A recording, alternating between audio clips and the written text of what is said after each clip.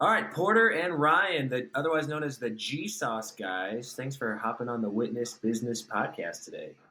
Thanks for having us. Yeah, we're thrilled that you accepted the invite. Hey, how we like to start the show is typically with this question. I don't know if you've heard any prior episodes, but we ask most of our guests, what would you say is the worst job you've ever had? Phew. Right off the bat. Oh boy. You did say open books, so. Yeah. No, we've done a lot of jobs.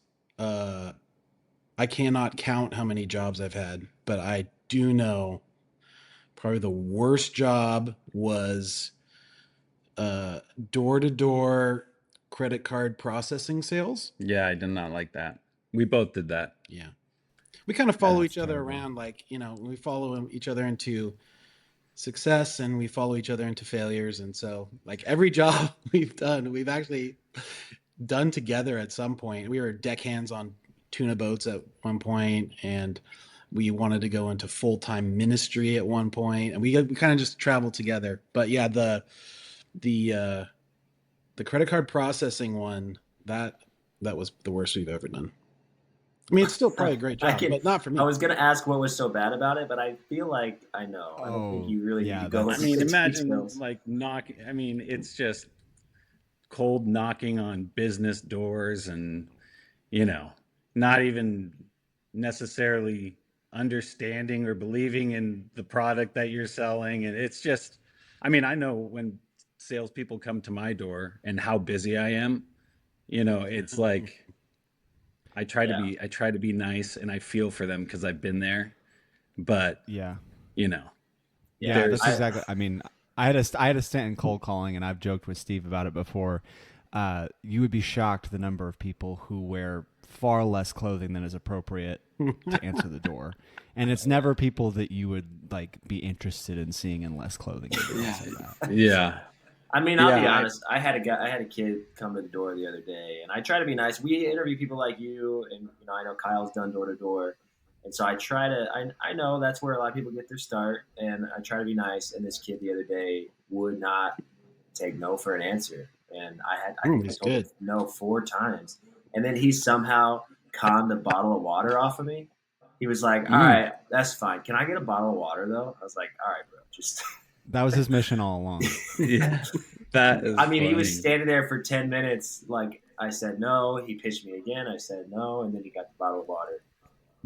If that's what it takes to get you off my porch. Yeah. It's while all those jobs are like character building, some of them are just, like tuna boats was probably the hardest, like work wise, like physical requirement job that I think I did. And then I've had cold calling job. I think I was selling educational stuff to like pre-college students once. Cold calling, that was the worst. We doing loan modifications for a shady company and not realizing it. 2008, that was probably the worst, just because it was like, when we realized how shady the company was and like bailed, that was just horrible. We used to busk on the streets singing songs. Yeah. We had a band called the Christmas Brothers. We sang in front of Trader Joe's. Yeah. Most people don't have a list of bad jobs this extensive, but haven't you guys done? No, it sounds like you guys have been able to tolerate a variety of bad jobs because you've had each other through it. But any person by themselves would be like, "This sucks, I'm out." Yeah, that's actually true. That's true. You guys have managed to spin it. So right before we launched, like our first company that saw success, I was a minimum wage shoe salesman at New Balance shoes. We called ourselves calf caressers because if you caress the calf while you're fitting the shoes, it's a little extra. You get the sale. There you go. And I was happy. Well, I think I got fired from that job. Couldn't because of the calf caressing? Yeah, too much calf caressing. Well, obviously I would be happy to talk about bad jobs all day, but unfortunately, that's not why we not what had this you is guys about. come on. So I guess we can kind of go back to the beginning or the early days for you guys. So growing up in Oregon, and you guys are on record saying that you grew up eating quote unquote hippie foods, nutritional yeast, liquid aminos, things like that, stuff that I definitely didn't know about until a few years ago probably.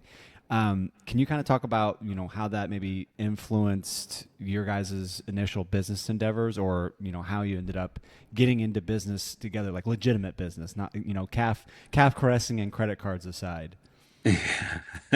Yeah.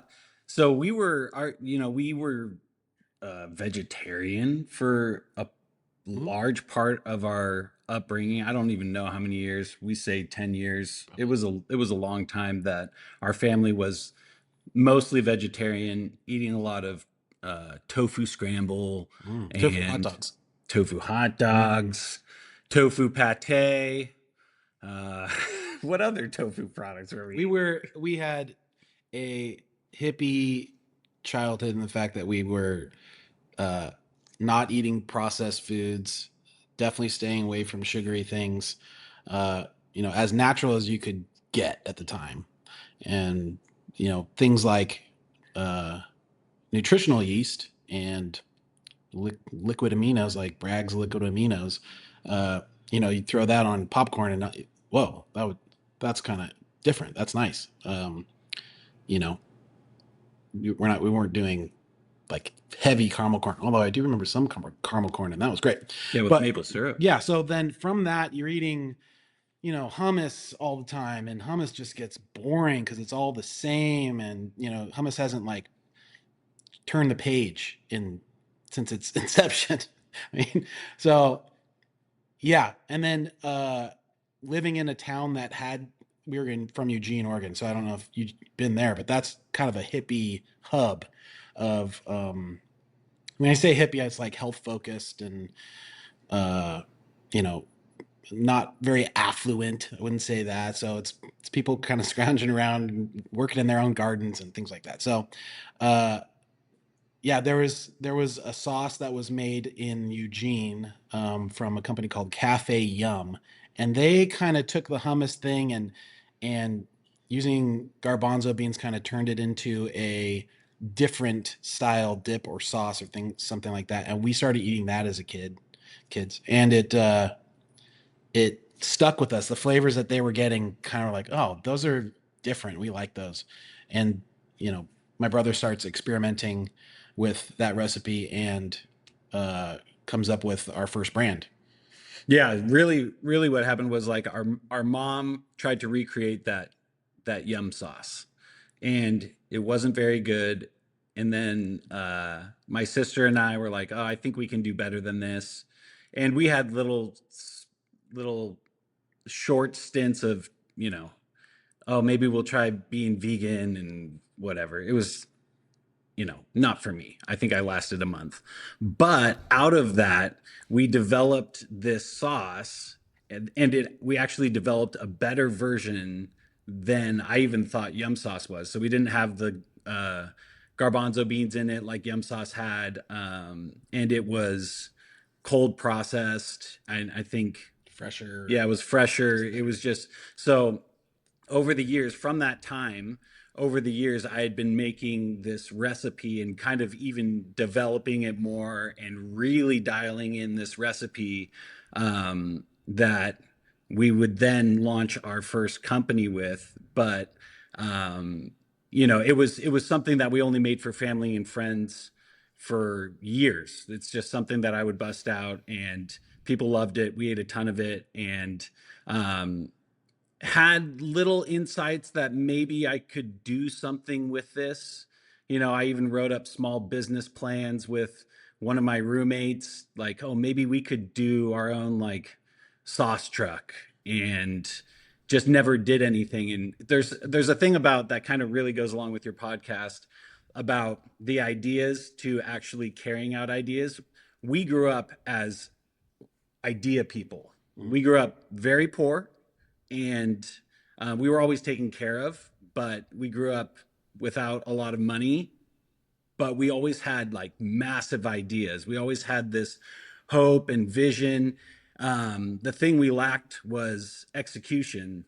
And the other thing we had was a ton of excuses as to why we couldn't do something. And so, throughout this time, jumping from job to job to job, that's something that we were kind of mimicking our parents at. Our parents jumped from job to job to job, just trying to, make it and not really having a plan on how. Yeah. And we got to the point where what I realized was all my excuses were baloney. It was just an excuse. The biggest one growing up poor was I don't have enough money. I don't have enough money to start a business. And what changed for me was it had to do with really faith and what faith is and how faith is an action. And the what went through my brain when I was like, okay, I don't have enough money to start a business. Well, I can, I've scrounged for money in my couch before and found something, and just that faith idea of going, well, I might not have the money now, but if I take a step, even if I'm finding a quarter, that is a step in the direction I want to go. And so when I realized that, even if it was small, it was a step. And when I committed to that idea, that's when things started moving. When I committed to the idea, threw away that excuse of money being an issue and just started, any little bit that I found was a step in the right direction. At least there was movement. There wasn't me just sitting there discrediting the whole thing because I don't have, right? Was there a specific event or anything that you feel like finally crystallized your desire to take that first step? Or was it just having thought about it for so long and then maybe got a wild hair one day and it's like, all right, let's do this? What would you say it was? Well, as I was making that sauce recipe, I did have some friends say, you need to do something with this. You should do something with this. I was going to say that. I was going to ask the same question because I feel like everybody has that recipe where they're like, they have friends, they have family that are like, you could sell this. So, but at some point, I guess what was the tipping point for you? Because at some point you have to actually take a step towards making it legitimate. Yeah, exactly. So the tipping point for me, kind of how the story went was I was working at New Balance, fitting shoes, selling shoes. My sister at the time was a personal chef's assistant. And she saw how well that personal chef that she was assisting for was doing and saw a lot of business that personal chef wasn't taking. And she was like, I think there's opportunity here to do a personal chef service. And so she came to me and was like, do you want to do a personal chef service? And I was like, sure, that sounds great. I've always had kind of like an entrepreneurial style thing. Like I used to clean windows also and pass out flyers and do that stuff too. So there's another job that I did. But when we started that personal chef service, it was a great idea, built a website. It was very slow going. And so we were like, well, how are people going to know that we even exist? Like, what are we going to do? And we're living in San Diego at the time. And so we decided, well, why don't we go to a farmer's market? We'll make a bunch of, the products that we have to offer. And my sister was into vegan baked goods and, gluten-free things and stuff that would fit dietary restrictions and all that stuff. So we decided, okay, we're going to go to a farmer's market. Ended up getting into a farmer's market. And she spent, I don't know how much time baking. It was crazy the amount of time she was spending trying to bake all this stuff for this first farmer's market. And I was like, I'm going to bring the sauce and see what happens. So I blended up, I think it was 8 jars of sauce. In like a fraction of the time spent to. Yeah, it was a fraction of the time. It was super easy. And at that point, I had an inkling. There was just a thought in my mind. I was like, I think this sauce might work here. Like this thing might go. We'll see what happens. I had never brought it into the public like that before. We had named the product. We decided to name it Bitchin Sauce, which my mom was like, "Oh, you guys are shooting yourself in the foot," because it was, too edgy. But we liked it because it was like a Southern California term. Bitchin, it means excellent and awesome. It's this, the slang term. So we didn't really care about that. Took an iPhone photo of my face going like this, and that was the bitchin' face, and slapped it on the label and went to the farmer's market. And Weren't you like you were at the end of your rope though? Something like oh, I was definitely at the end of my rope for sure. working at New Balance. Yeah, so working at New Balance, I was single at the time. I wanted to be married, wanted to start a family, and the biggest issue was, I have no money to support myself. How am I going to support a wife and a family and all this? And so I, at that time, was actually looking at going into the Coast Guard because I'm like, at least if I go into the Coast Guard, I'm going to have I'm going to have some money coming in steadily. So I was at the point of about to, apply to the Coast Guard. And we went to this farmer's market. I think we sold 4 jars to my sister's mother-in-law. She bought 4 of them, but the other ones sold also. And that was enough. We made no money from it, but that was enough to go, I think this has potential. So what we did was we revamped our marketing. We're like, oh, we'll still market our personal chef service, but we're only going to make the sauce because baking all that stuff was too time intensive, wasn't going to work. And I think even our first booth, I took signs that New Balance was throwing out, and we flipped them over and painted our own sign on the back of them. I mean, I love it was very janky. I have pictures Just of that as too. scrappy as you can get. It was so scrappy. Yeah, Mhm. yeah. So then we got into another farmer's market, and after we had paid all of our bills and expenses, I made $8, and I was like, oh, this is going to work. I just got to hang on. This is going to work. Because we started seeing people and their reaction to the product. And that was enough to start that company and get that off the ground. So we revamped a lot of stuff. We saw what people were um, interested in and not interested in terms of like the packaging and all that. And we just started rolling with that. And it got to the point where, I was able to open up farmers markets and build them and replace myself with family members. And we all lived in this house that we called the Shanty Mansion. We all lived together. We all made the sauce together. We weren't making a ton of money, but one pivotal moment was there was this business coach guy who was referred to us. So my sister and I hopped on a call with this guy, and this guy was like asking us questions about Bitchin Sauce, and he was like, "Where do you see this thing going?" And my response was, I don't know. I don't know what's been done before. I don't, I don't know. I mean, we're just selling the sauce. And he's like, okay, let me help you for a second. He's like, your mind is so closed-minded to what everybody else is doing. He's like, that's not the way you need to look at this. You need to look at it from the position of what type of experience do you want to get out of this?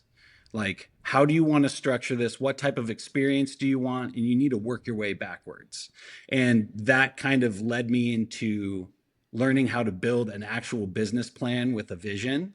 And so, because, I was still poor at the time, my goal was to make $4,000 a month,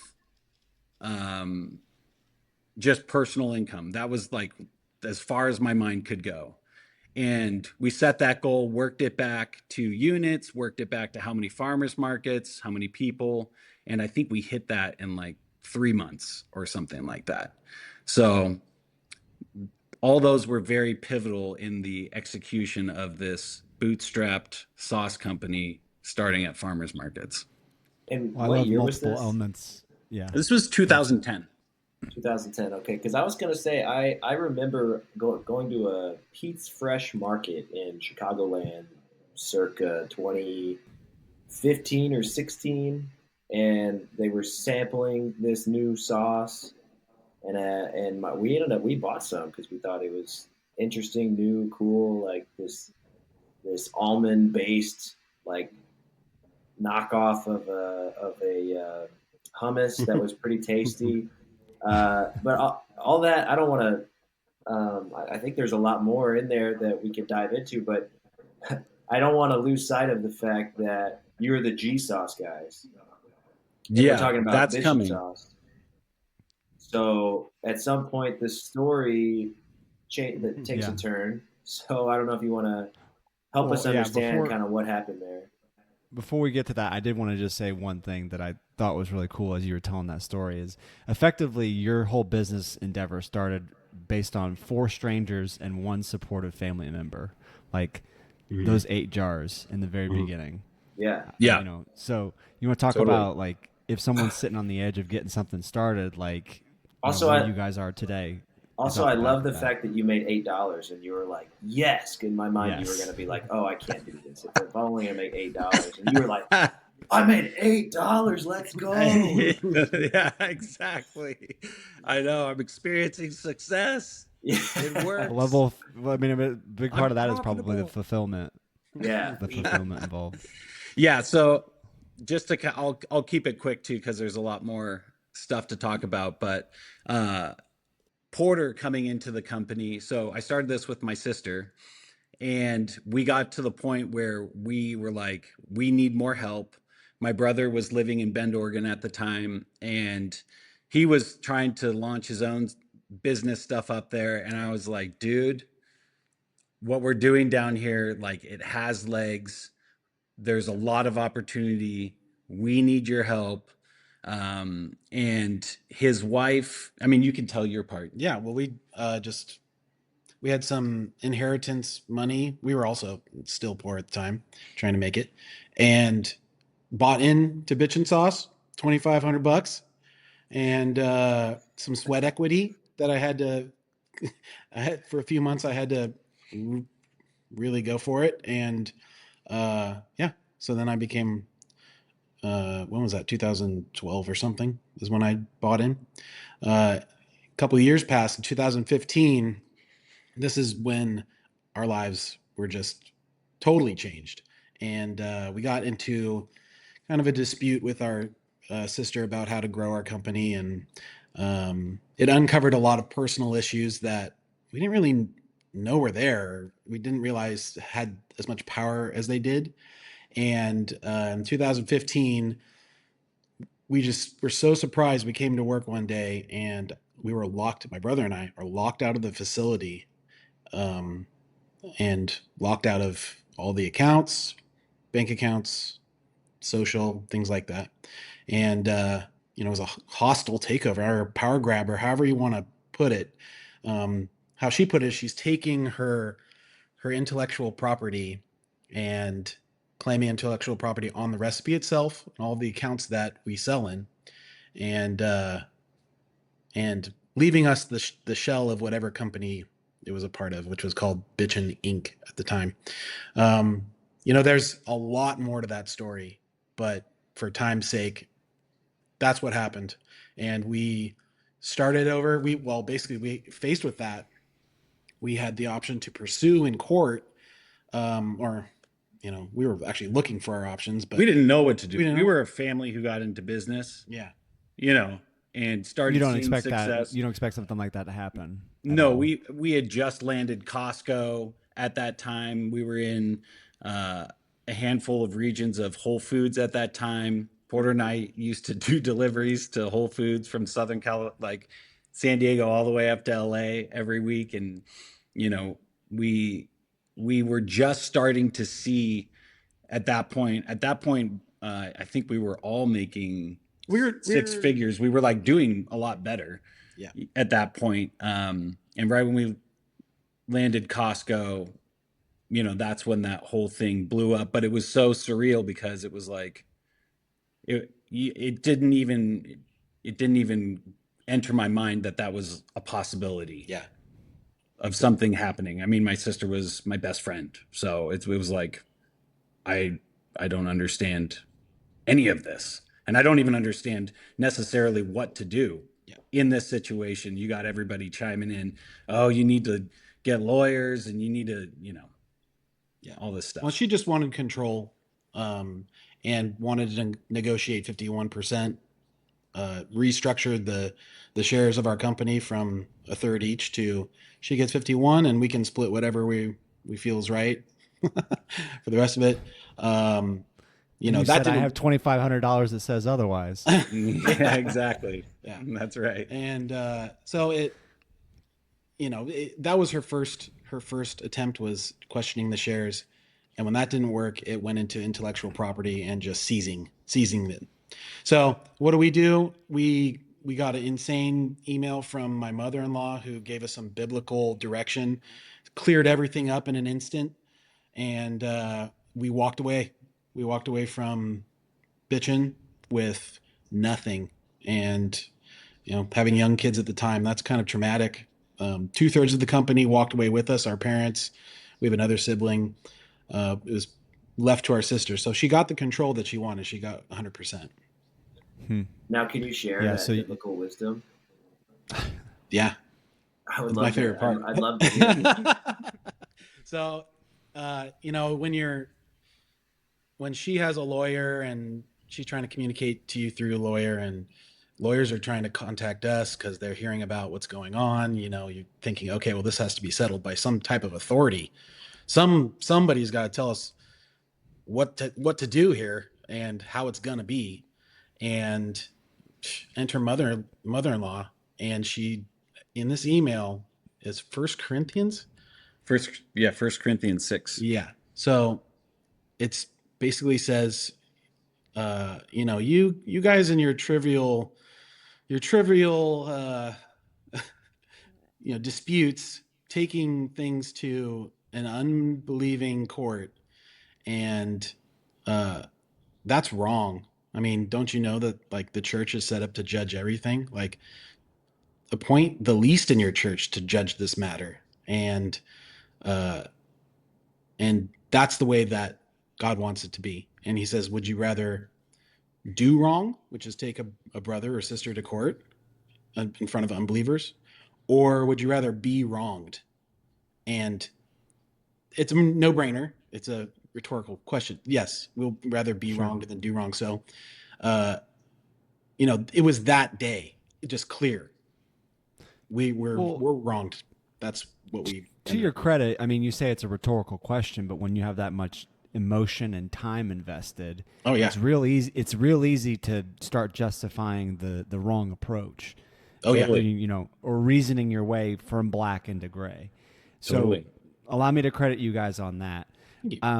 So all of a sudden and as I was listening to you talk about it, I feel like you guys inherited the shell of the company, but I would rather have a shell of a company than be a shell of myself, is what I would say, morally speaking. Totally. So again, credit to you guys on that. But you're sitting there with the shell of a company and family now, and you're in a sailboat without a sail, it sounds like. So what was it that kind of inspired you guys to say, well, we can do this? I mean, because there are some people I'm sure that would say, to heck with it, I'm done, I'm going to do something else. What inspired you to say, we can do this, what we've been doing, rebranded and better? How did that go? Yeah, that was kind of like an interesting situation to be in, like mentally going, okay, what do we do moving forward? We just lost all of our livelihood in terms of our monetary livelihood. And so I ended up moving into a house with Porter and moving my young family in there, kids and stuff. Porter had young kids too. And there was a pepper tree out front, and we would sit under this pepper tree. We called it our prayer tree. And we were like, what do we do? How are we going to move forward? Because it's weird. It's weird to think like, you know, you would almost think like, if I continue to do what I've been doing, now I'm going in direct competition with my sister. And that's not something that I would normally do. Mm-hmm. You know what I mean? That's just kind of a weird situation. Like, that was uncomfortable for me. Like, am I gonna now compete with my family? I would never do that in just, I would say, normal circumstances. If she had a sauce company, move into the same town and start a sauce company. That's weird. Yeah, but we didn't want to stop doing what we were doing either just because someone made a poor choice. Like, we're the best sauce salesman in the country, and you know, we have the recipe, and we can just redo it. There was kind of actually a mad dash at that time because Bitchin wasn't as big as it is today. It was only like regionally known with the work that we were doing demoing in different cities, but um, there was kind of a rush to be first in marketplace. Yeah. So Yeah. So what we decided, I mean, that's really where we landed. We were like, we didn't go into competition. This poor choice of someone else we didn't change anything. We haven't changed anything. Yeah, we were just like, I'm just going to continue doing what I've always done.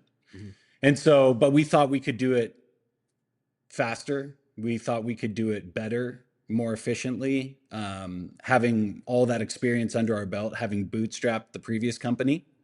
And so what we did was, I had some friends who had watched the success of Bitchin Sauce while we were with Bitchin Sauce, who had talked about possibly investing, and we didn't take any investors in Bitchin Sauce while I was there.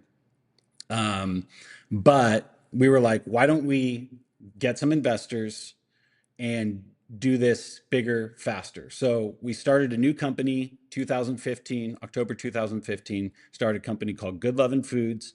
And our product was called Good Lovin' Dip, and got investors and had a business plan, and we were off to the races. So instead of doing all the manufacturing ourselves and doing all that bootstrapping, we just plugged into manufacturers who were already up and running. So we were using co-packers or a co-packer, and we started going after all these accounts that we had contacts in before. Ended up getting Whole Foods. Ended up, like, within the first really like year and a half, I would say, we had 3 regions of Costco. We had Whole Foods. I don't know how many regions, 2 regions of Whole Foods. And this thing was definitely on a fast track. And the most risky part of how our business was structured is now we're relying on co-packers and other people, which at that point we were more learned about contracts and all that stuff. So we had contracts in place and all of that. But the most risky thing that could have happened to that brand. Our co-packer took our recipe and went after our accounts, and their product showed up right next to our product on the shelf at Costco while Porter was doing a roadshow up in the Bay Area. Their product that they copied showed up right next to it, which obviously damaged our relationship with the co-packer. And so to put it lightly. Yeah, put it lightly.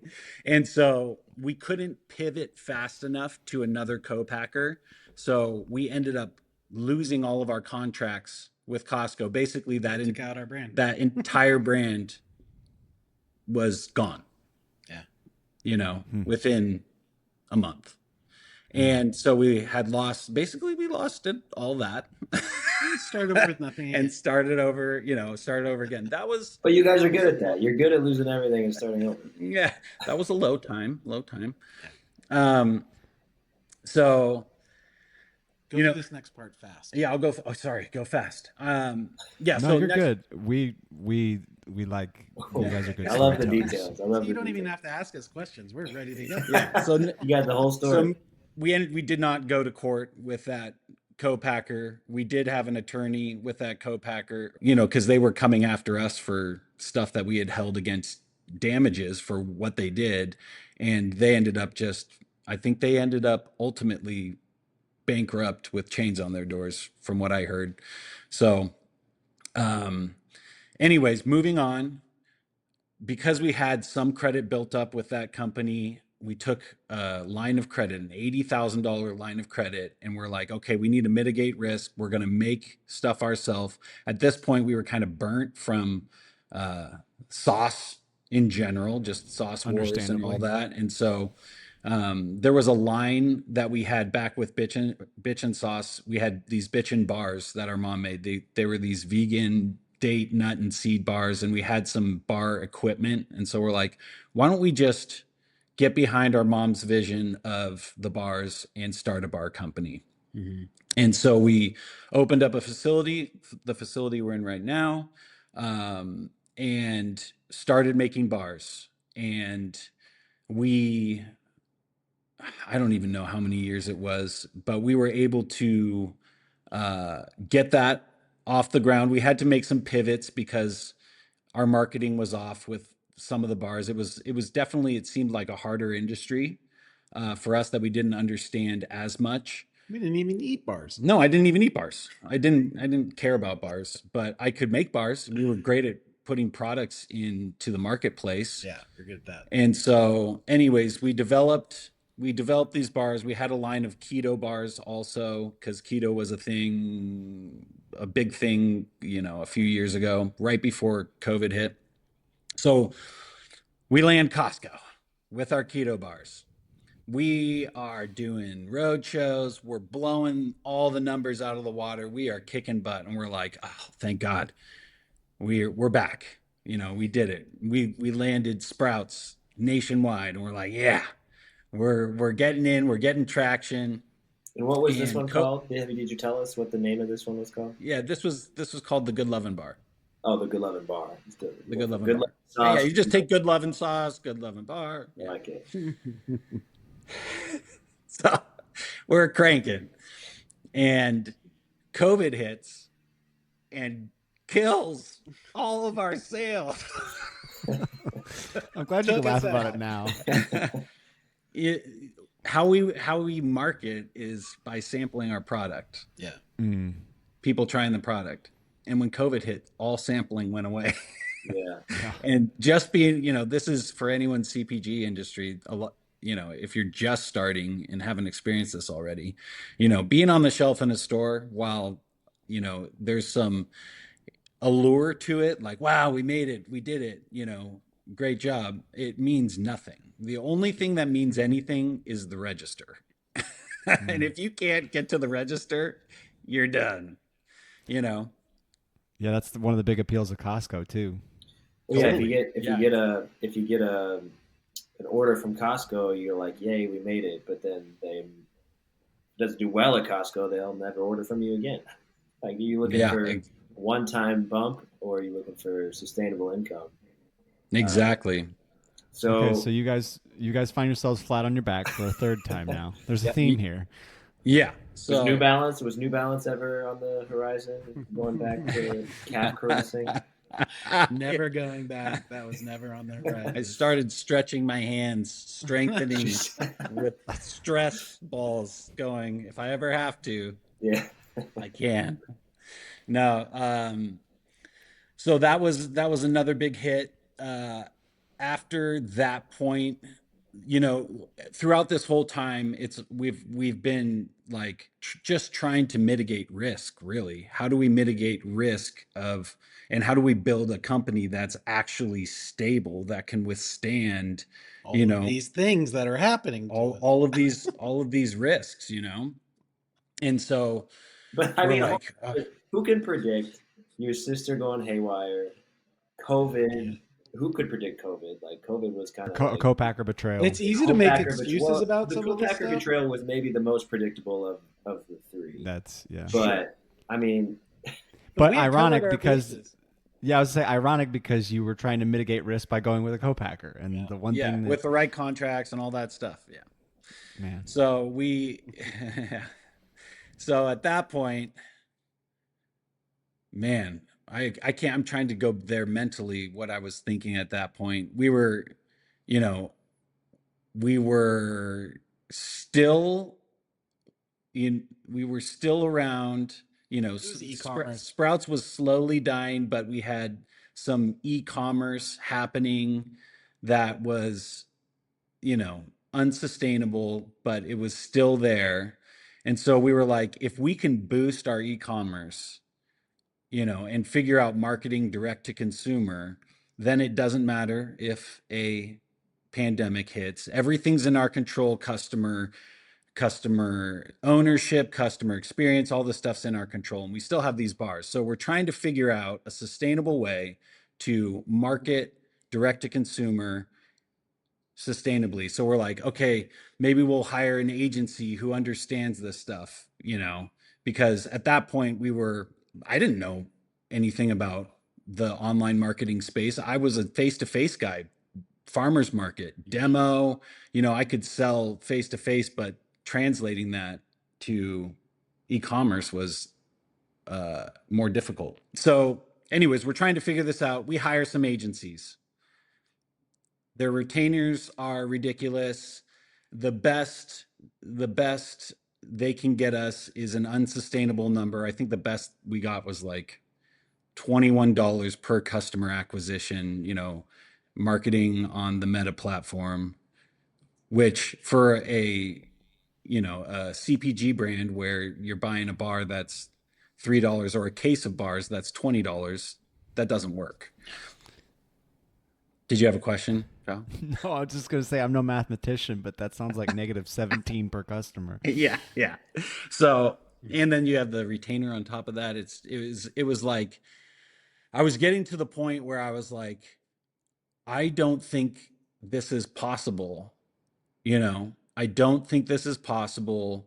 I've been kicked in the nuts, and it was rough. And at that point I was like praying to God. I was like, God, give us, I mean, I was praying to God this whole time, but God, we need wisdom.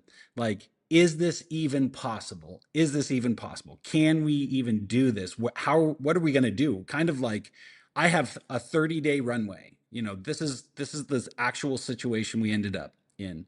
I have a 30-day runway.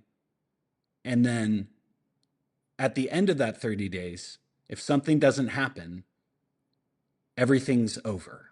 Mm-hmm. And so I was asking for wisdom, and I remember this ad comes on my Instagram feed, and it's like reading me my mail.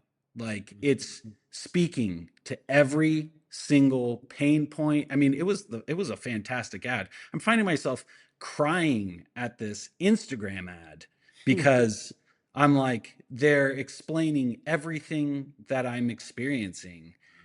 But I knew it was the wisdom that I needed to make this thing go. Imagine, I used to liken it in this way. Imagine you're a master builder, and you can build brick houses phenomenally. You're a great brick house builder, but every time you go and you make a brick to build the house with, the brick just crumbles in your hands, you know. And I'm trying, I got deep into, like, you know, I'm at church and I'm looking for breakthrough, and I'm breaking stuff off, and I'm looking for answers, and I'm tithing money I don't have, and I'm just doing what, you know, it's like almost a desperate situation and causing stupid choices that actually aren't the key. And a buddy of mine was like, what is it that you actually need? And I was like, I need to know how to market so I can sell the product. And he's like, well, that's simple. He's like, if you need to know how to market, just go talk to the experts of marketing, like, learn how to market. And so I was like, that is simple. Like, if I needed to build a brick, I would just go talk to the expert brick builders of how to build this. Anyways, this wisdom lands. Number 1, own your growth. Am I going to take my family and my kids and put them in the hands of a agency that I'm planning the success of my company off of, where this agency doesn't care about my kids? This agency wouldn't be an agency if they had their own products. Now, I'm not knocking on every agency, but if they had their own products, they probably wouldn't even be an agency. And they probably are dishing it off to interns who are, am I going to put my kids and my family in their hands and say, you got these guys, and tell my kids you're safe? No, I'm not going to do that. And when I heard the own your growth thing, that changed everything for me, because the one thing I was relying on was marketing for the growth of our company. It's the one thing we needed. And I was dishing it off to people who didn't care as much as I did. So that lit a fire in me. And then as long as you're doing it, you need to be an expert and you need to be excellent at what you're doing, whatever that is. And so I got obsessed with online marketing, and I started schooling myself, like in the school of YouTube, searching, reading. It was a relentless schooling of, I have 30 days.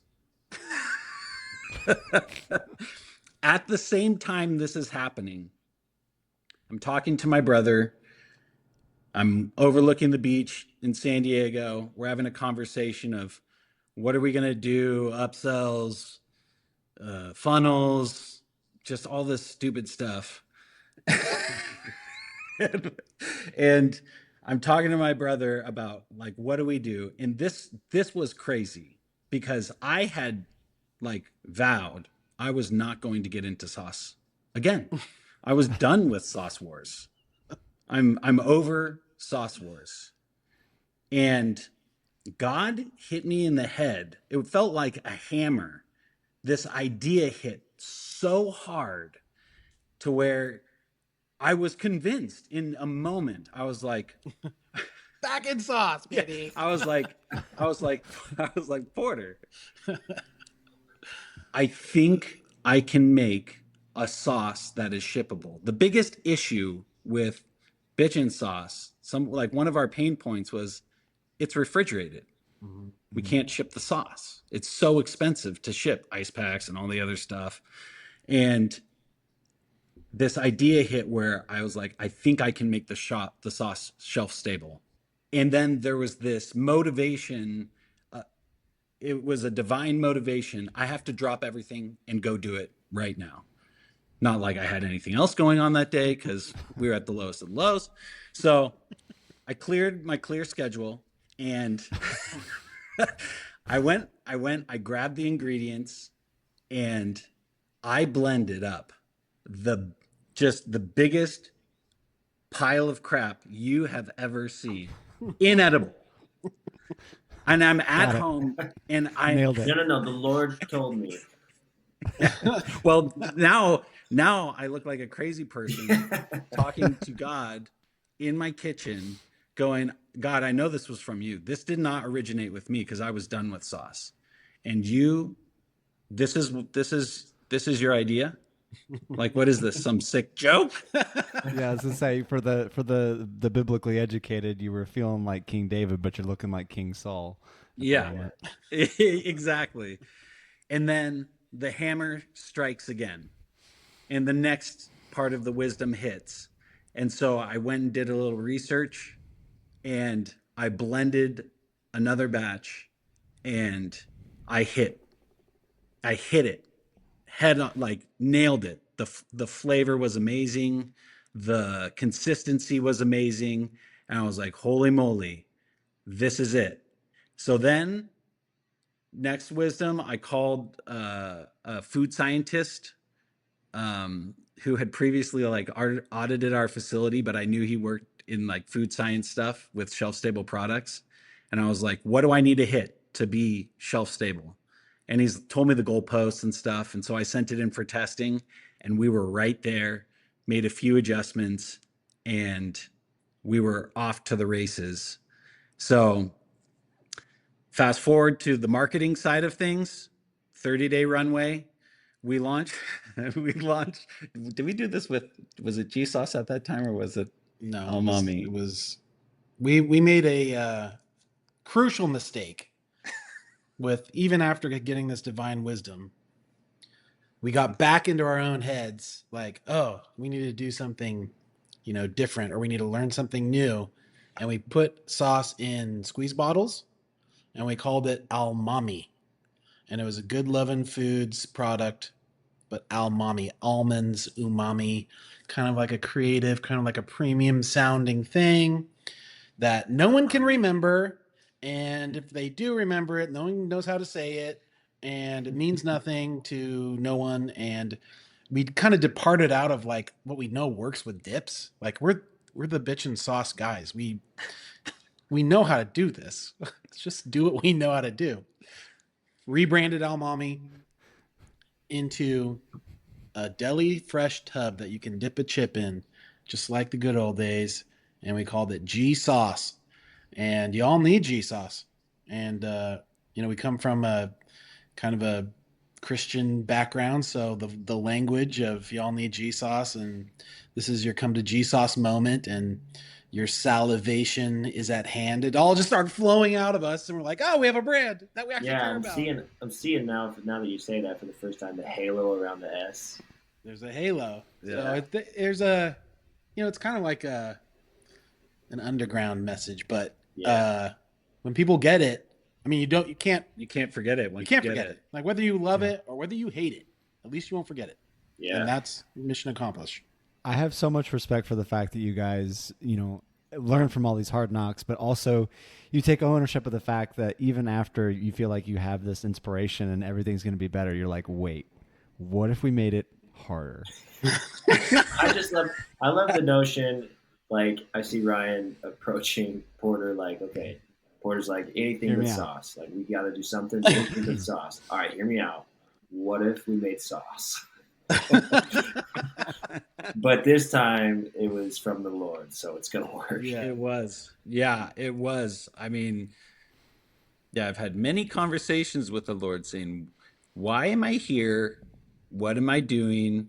And there's definitely a much bigger picture that I'm seeing clearer now that I wasn't seeing before. But it's not about me just making money. This is set up for a much larger impact. Even you look at the past 10 years of all the stuff that we've been through and the decisions we've made and all those things, it is for other people. It's not just me. And that's a really cool aspect of it that we see developing into a much bigger thing beyond a silly dip. You know what I mean? Yeah. Well, I mean, even with the silly dip, you can impact people, and also with the financial income that you're blessed with, you're able to change the lives of others. So that's true. God has done more with less, and He uses foolish things to shame the wise. And here we are thinking that we're the wise ones.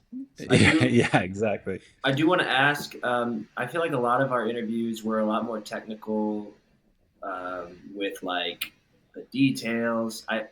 So this has been largely story based, which has been great. We don't get a lot of like, I fell on my face 4 times stories. Most of them fall on their face once, but 4 times it might be a record. Or maybe not as overt about taking ownership of it. Yeah. But I did want to ask at least one technical question. You mentioned getting it to be shelf stable and pH levels and all that. Was that I'm looking at your ingredients, and you don't have to give me your secret sauce, no pun intended, but is that like vinegar or is it just like, what tweaks did you have to make sure that it would pass a shelf stable test? Yeah, it has to do with the pH.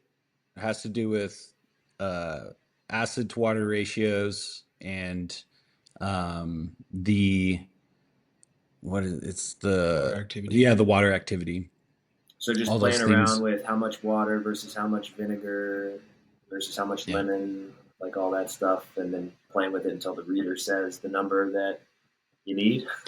Reader says the number, and it tastes amazing. Halfway decent. Quality. I mean, quality and all that side of it. Sure. Yeah, I was pleasant surprised to have the consistency come out as it did with JeeSauce, and the flavor just like opened up. I mean, this is the best sauce we've ever made. That's true. And hit these numbers, these goalposts that we had to hit for the marketing side that we're going for. And we wanted a product that we could send through the mail. You know, Yeah. if another pandemic hits, how are we going to sample our product to anyone? So, Right. you know, we were able to do that. So are you guys? Well, another. Sorry, go ahead. I was just gonna say to wrap up my 30-day runway, just yeah. so that I don't leave the listeners on edge. Yeah. Within the 30 days, we launched new ads, and you know, our first ad, we started getting $8 per acquisition, and you know, since then we have gotten it down to sub $2 per acquisition through the ads. And so So you're now a marketing genius. I know some foundational truths. He's going to start an agency.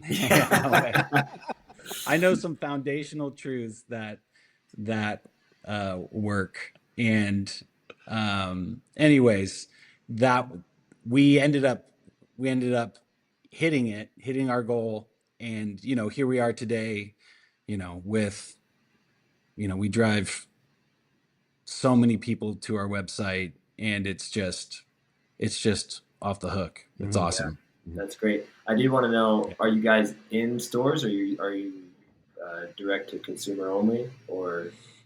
No, we led with direct to consumer. That's the cool part about this strategy is, you know, we led with direct to consumer, and we realized, you know, it's weird to buy a dip online. We understand that, you know, and that's a major behavioral change for a lot of consumers. So we knew retail is where the meat and potatoes are going to be. So I think it was like 2 months ago, we started launching retail. I think we're in 130 something retailers right now, and that is just growing exponentially. The cool part, though, is because we've been sampling this product for 2 years, we are able to drive those customers to the retailers. So it's not like I launch a retailer and then, oh my gosh, I got to go do a demo and I got to do all this stuff. We can geo target all of our customers and send them to the closest store, which is great. Yeah. Pull through marketing, the register. That's awesome. So you guys have been doing JeeSauce then for not too long. 2 years. Just 2 years. And only recently in retail stores. And then my last question then, to kind of put a bow on the story, at least the story as it stands in this moment, before Kyle will do a listener question for us. How's business? How's the last 2 years gone for you? It's been awesome. Mm-hmm. You know, my connection with the brand is like beyond that. I had trouble connecting with any of the bars that we made. It really has been awesome. Our team here is phenomenal. Mm-hmm. Everybody is mission focused. Everybody, you know, has each other's backs. Everybody sees where this is going. And it is, you know, it's developing even outside of just the dip, just like the testimony story of things that we've gone through, decisions we've made. You know, we're really like, seek first the kingdom of God and his righteousness. Like first, just keep it simple. That's the trail we're on. And there's a massive impact unfolding that's bigger than I thought. So it has been, it's been fantastic. I'm kind of surprised. Like I was saying before, the story is what we lead with our ads online, with a podcast. We do our own podcast. It's all story focused, and we didn't start that way. We started really product focused. We have JeeSauce is got the shelf stability aspect to it. It's fluffy, it's luscious, it's not going to separate. It has no seed oils, and it tastes better than anything we've ever done before. Start marketing it with those product details, and people are like, "Oh, that's cool. Maybe I'll try that." Maybe not. Is it convenient to try that? No, maybe not. But when you lead in with a story like this one, and you go, we were these guys, we went through this whole thing, you can sign up an army, and they are loyal to your product before they even try it, because they trust where you came from. So that's been really fun to see. Well, Steve, I'm going to go ahead and take this opportunity, because this is a great segue actually into the listener question that we had written in. So Porter, Ryan, we have listeners write in to me at kyle@witnessbusiness.com, listener questions. And the listener question that I've got, let me pull it up here, says, I have seen different companies start to succeed by being very open in their marketing. My impression of running a business was always that you had to be professional first and then share details second. What advice or encouragement would you have for anyone who's considering being more open with their marketing? I would say that the authenticity of being open makes you stand out. So every CPG brand is lifestyle picture, somebody dipping, I love this.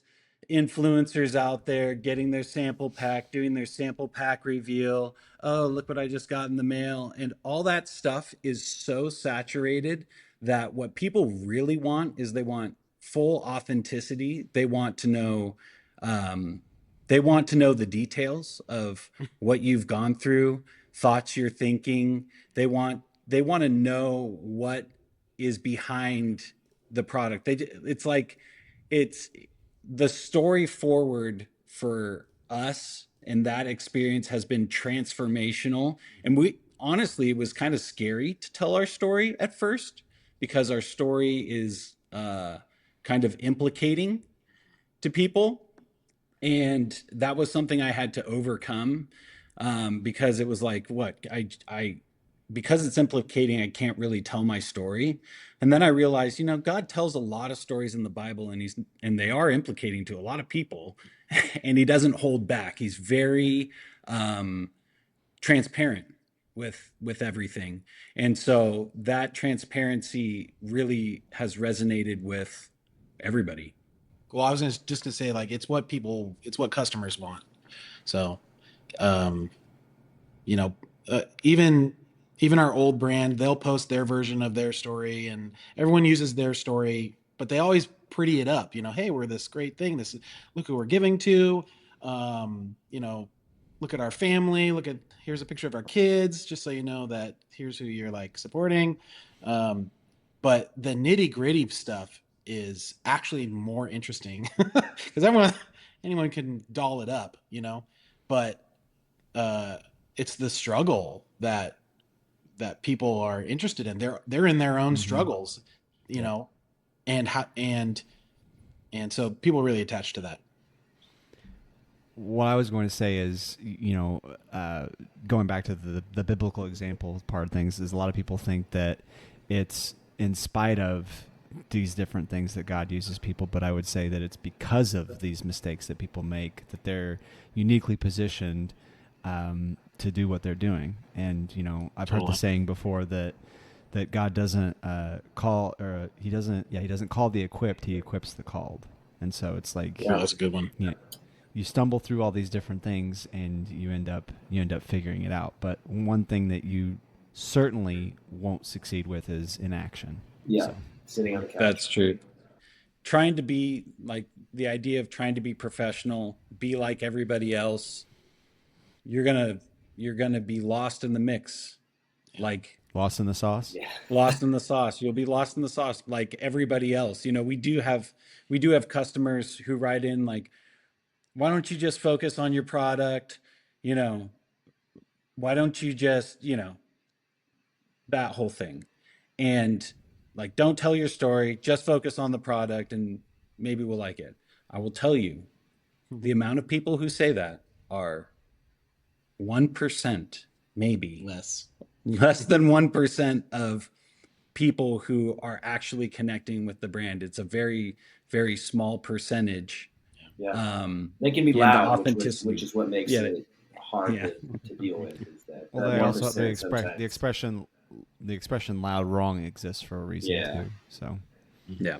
But we had a guest on episode 52, Jake Carls, who I was just thinking of him. Yeah, he co-owns Midday Squares. They're growing this chocolate bar company to they're almost to 9 figures, or they're on their way there. And their whole shtick was they have like a sort of reality show that they just created on their Instagram or YouTube and Instagram, I think, where they just said, we're going to build this company and we're going to film everything. And they go to therapy together every week. And the brother-in-law. Yeah, it's him. It's him and his sister and brother-in-law, and they film everything. They go to therapy once a week to help deal with everybody. but that's their thing, is that they're like, you know what? We've all had mental breakdowns. You get to see it all, and they've grown this company so big because people love to see the hard nitty gritty details of the story of building this thing. So I think what you guys have said is valid. Yeah, that 1% crew can be loud and obnoxious and kind of intimidating, but for the most part, people want to be a part of your story. Yeah, definitely. Well, one last thing before we part ways here. Tell people where we can learn more about you, where we can buy JeeSauce. Kind of just pitch everything you got going on right now. Put all that digital marketing to work. Yeah. Tell us where people can find you. You want to do it? No, you can do it. Okay, good. He'll just keep going with it. No, we okay, so our website is JeeSauce.com, JEE sauce.com. We have 2 different sizes of dips to try. We have a 9-ounce tub that is perfect for parties and everything. We have probably 15 to 20 flavors we rotate through. We also have this sample pack on our front page, and that is what you want to get. It looks like this. If you haven't tried JeeSauce before, this is a JeeSauce sample pack. Inside is our top 6 flavors, and definitely our most popular product. I think we have, 15,000 5-star reviews on that product alone. So it's how you can connect with the brand. You can try the sauce. Definitely read the story that we post on our website and follow the trail. It doesn't end with just one page. If you want to learn more, there's layers and layers of details. The words that are being used are like, ooh, that's hot tea. Oh, or the lore. That's the new word. Yeah, the lore of it all. So it's an entertaining story to read while you're getting your mind blown with the greatest dip we've ever made. And we have a store locator where lots of stores are going to be populating there, and you'll find something in your neighborhood. If you think buying dips online is weird, it is weird, but it's worth it until we get into the stores. You do also have a video that talks about why you should do it. So yes, there's a way to connect with us on our social, because it's very entertaining and exciting with all the twists and turns, because we are competing directly with our sister today, and she's the big dog in the marketplace with Bitchin, but we're coming, and we have some really good content to stay tuned to. So it's y'all need JeeSauce is our handle. Yeah. Perfect. I love it. I saw that handle and it didn't click for me. Now that I have the story, now it does, and you won't forget it. No, I'll never forget. Yeah. Well, thank you guys. I really participate. Yeah. I really value just the authenticity.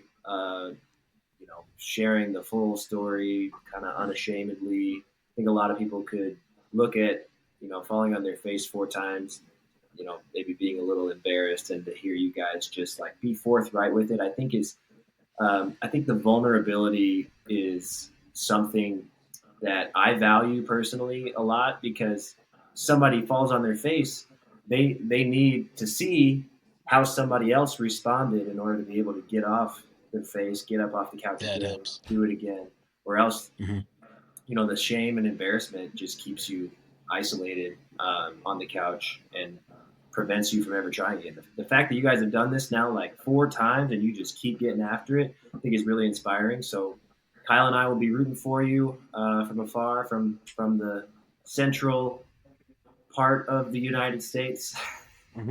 I'll be purchasing some. I'm just checking out your store locator now. Maybe I'll, like you said, buying sauce online is weird, but maybe I'll be maybe I'll be a weird one. Check it out. But we really appreciate you guys sharing your story with us, and we're rooting for you every step of the way from here. Thank you. Yeah, thanks for joining guys. us, guys. Thanks for having us. Pleasure. We appreciate the time. Yeah, absolutely.